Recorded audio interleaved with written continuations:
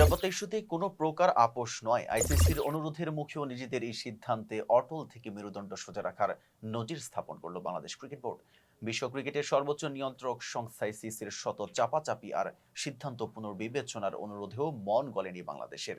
উল্টো সাফ জানিয়ে দেওয়া হয়েছে, বর্তমান পরিস্থিতিতে ভারতের মাটিতে টি-20 বিশ্বকাপ খেলতে যাবে না টাইগাররা।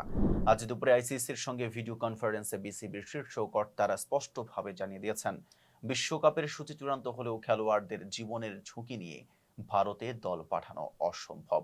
বিসিবির সভাপতি আমিনুল ইসলামের নেতৃত্বে আজকের এই হাই প্রোফাইল বৈঠক সহসভাপতি Mohammad Sakhawat Hossain, Faruk Ahmed, cricket operations chairman Nazmul Abedin এবং সিইও নিজামুদ্দিন চৌধুরী উপস্থিত ছিলেন। বৈঠকে আইসিসি বারবার বোঝানোর চেষ্টা করেছে যে বিশ্বকাপের সূচি ও ভেন্যু আগে চূড়ান্ত করা হয়েছে, তাই এখন বদলানো কঠিন। কিন্তু বিসিবি তাদের অবস্থানে এক চুলো নড়েনি, বরং ভারতের বদলে নিরপেক্ষ কোনো তৃতীয় দেশে বাংলাদেশের ম্যাচগুলো আয়োজনের দাবি আবারও জোরালোভাবে তুলে ধরা হয়েছে।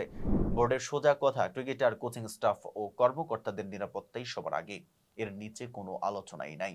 যদিও শেষ পর্যন্ত আইসিসি ও বিসিবি আলোচনার মাধ্যমে এই জটিল সংকটের একটি সমাধান খুঁজতে সম্মত হয়েছে এবং সামনের দিনগুলোতে আলোচনা চালিয়ে যাওয়ারও সিদ্ধান্ত নিয়েছে। কিন্তু বিসিবির আজকের এই অনমনীয় অবস্থান আইসিসিকে বড় সড় চ্যালেঞ্জের মুখে ফেলে দিয়েছে।